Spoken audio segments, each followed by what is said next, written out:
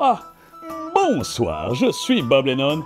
Et je ne vous avais pas vu. Je me délectais de ce roman interactif à choix multiples incroyables qu'est La forteresse du chaudron noir. Le choix ainsi que la suite, La corne des sables d'ivoire, les choix passe culture d'aujourd'hui avec nos deux compagnons absolument formidables, Quentin et Andrea à la caméra. Bonjour. Dites bonjour aussi en face de votre écran.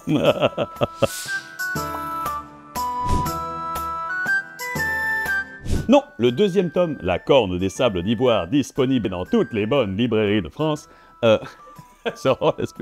n'est pas nécessaire, même s'il y a une chronologie, évidemment, comme des épisodes de dessins animés des années 90, il y a quand même un petit fil rouge.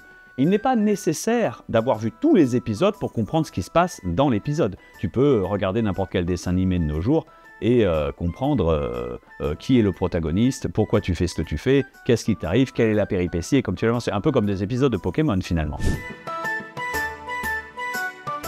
Pour la forteresse du chaudron noir, c'était l'implémentation du monde et le début. C'était une histoire qui se passait presque exclusivement dans une ville, la ville de Lénonia, je sais, je n'ai pas d'imagination, ça m'amuse, le nom sonnait bien. Et c'est un huis clos, presque un huis clos dans cette ville où il y a une énigme, quelqu'un qui te traque, tu dois retrouver son identité et ultimement empêcher l'invasion de la forteresse du chaudron noir, qui est un château géant qui arrive au-dessus de la ville, c'est stylé.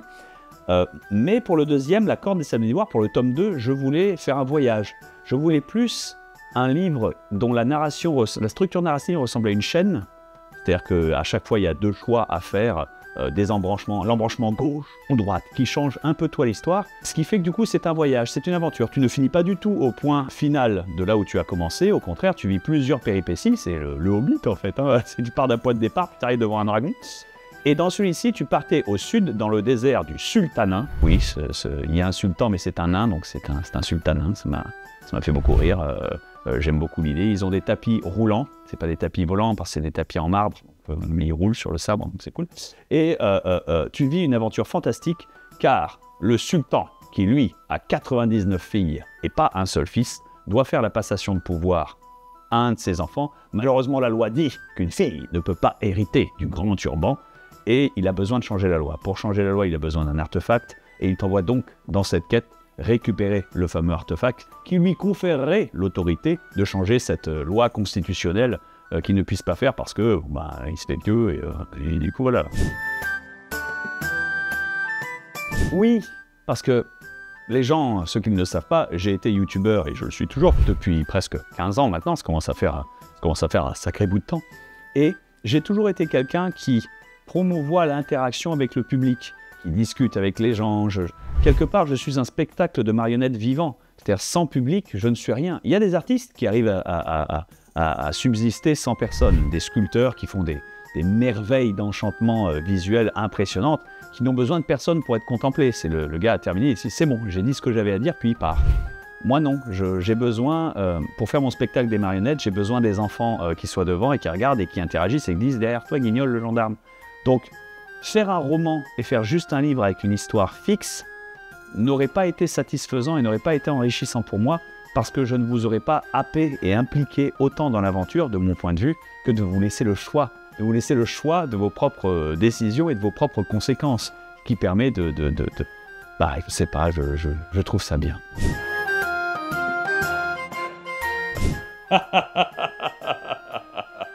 J'ai beaucoup d'imagination mais pas tant que ça finalement. En fait, je suis très fort pour associer les concepts. Par exemple, le sultanat, on n'y réfléchit pas, mais maintenant qu'on y pense, c'est marrant. Et tu peux imaginer une société faite entièrement du père de Jasmine dans Aladdin. Là, tu vois, c'est un nain, il a le turban, et maintenant tu imagines que toute la population est comme ça. Et tu peux, à partir de là, dessiner tout le reste, que ce soit leur société, leur culture, leurs mœurs, et toujours essayer de créer quelque chose, pas forcément le plus alien possible, mais j'ai toujours été rebuté par les choses qui étaient un peu classiques. Tu arrives chez les nains ou chez les sultanats, là il se passe des choses un peu étranges. Ils ont des grands nez, ils échangent leurs prénoms à chaque fois qu'ils se voient, enfin à chaque journée qu'ils passent ensemble, même s'ils se connaissent depuis longtemps. Parce que ne pas annoncer ton prénom avant d'engager la conversation est considéré comme une insulte. Il y a beaucoup de protocoles, de petites règles, de petites lois qui font que l'endroit est pas forcément alien. Tu sais à quoi ressemble une auberge, et tu sais à quoi ressemble un lit, et tu sais à quoi ressemble une chaussure. Mais tellement d'us et coutumes qui sont différents que ça te fait le même choc culturel que, je ne sais pas moi, un japonais qui irait manger avec un ministre bulgare où les codes de la table sont, alors peut-être maintenant moins parce qu'on est plus mondialisé et globalisé, mais imagine en 1950, c'était pas la même. Le ministre bulgare, il arrive, et pourquoi la porte elle est en papier? Enfin, il y a beaucoup de choses comme ça. Donc j'essaie toujours d'être le plus imaginatif possible et d'essayer toujours de créer des choses qui à la fois ramènent à des concepts que l'on connaît, mais toujours avec des nouveautés qui te disent « Ah, et c'est intéressant de l'avoir pensé comme ça ». Quels livres je conseillerais? Les mêmes que ceux qui m'ont inspiré la saga. Je ne conseillerais que les Conan, hein, Howard, les Conan qui sont quand même des piliers de culture, tu les lis, c'est un régal. Je ne peux conseiller que les Elric de Melniboné, si vous voulez vraiment rêver avec de la dark fantasy.